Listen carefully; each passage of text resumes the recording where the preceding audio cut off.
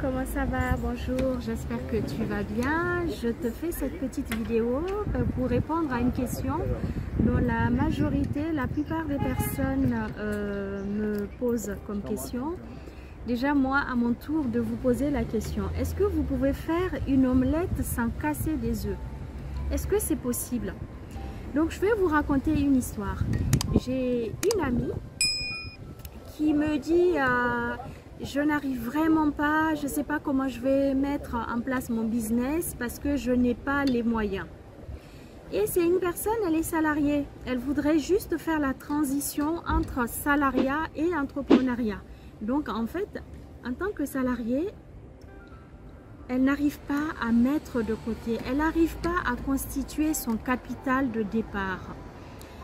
Pourquoi je vous raconte cette histoire? C'est pour attirer votre attention sur la majorité des étudiants qui font appel à moi, qui me disent « mais je n'arrive pas à constituer un capital, je ne sais pas comment faire ». Donc je vous demande, commencez à avoir une éducation financière. Ce n'est pas à force de le répéter, mais il est important que tu aies une éducation financière. Ça commence par comment s'éduquer pour constituer le capital de départ. Tu ne peux pas avoir des rêves et ne pas te donner les moyens de mettre en place ce rêve, de acter, de passer à l'action. Tu ne peux pas seulement rester au stade de rêve. Donc je t'invite dans cette vidéo à vraiment te former parce que pour acquérir l'éducation financière, ça commence par travailler son mindset. Et comment y arriver? C'est lire énormément des livres qui vont t'aider à avoir un mindset d'investisseur, à te faire accompagner. Forme-toi, fais-toi accompagner, fais-toi coacher pour acquérir cette éducation financière qui va te permettre d'apprendre comment avoir le capital de départ, comment investir dans le capital de départ. C'est tout un travail psychologique, c'est tout un travail aussi physique. Il faut mettre en place une rigueur et une discipline financière. C'est-à-dire tu dois commencer avec le salaire, pour répondre à mon amie, à ma copine, c'est commencer à utiliser ton salaire pour mettre de côté. Il faut absolument que tu te mettes cette rigueur en place.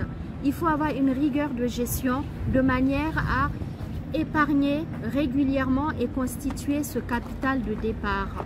Il te faut non seulement lire, apprendre à lire des livres tels que La chèvre de ma mère, de Kianama, tels que d'autres livres, il y en a pas mal. Ça ne me vient pas à l'esprit pour le moment, donc je vais t'en citer que La chèvre de ma mère, qui est quand même une histoire vraie, vécue, d'une personne qui était dans l'extrême pauvreté, mais qui a appris ce que c'est l'éducation financière, qui a appris à devenir riche grâce à cette éducation.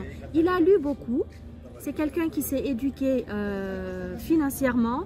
Il a appris à mettre en place une rigueur financière et constituer son capital de départ. Petit à petit, il a réussi à mettre en place ce capital. Et ainsi, il est devenu aujourd'hui l'homme le plus riche d'Afrique. Donc, tu dois à ton tour apprendre à avoir cette rigueur, cette éducation financière. Et pour cela, tu dois te faire accompagner, tu dois te faire coacher. Apprends à lire régulièrement, mais pas n'importe quel livre, mais des livres pour apprendre, pour acquérir ces connaissances. Voilà ce que je voulais partager avec toi dans cette vidéo. Si tu me découvres pour la première fois, je suis Emouna Aïssa, entrepreneur. Tu découvriras mes vidéos sur YouTube. Abonne-toi et tu recevras la notification afin de me suivre et avoir des conseils de qualité en permanence toutes les semaines. Je te remercie et à très bientôt. Ciao.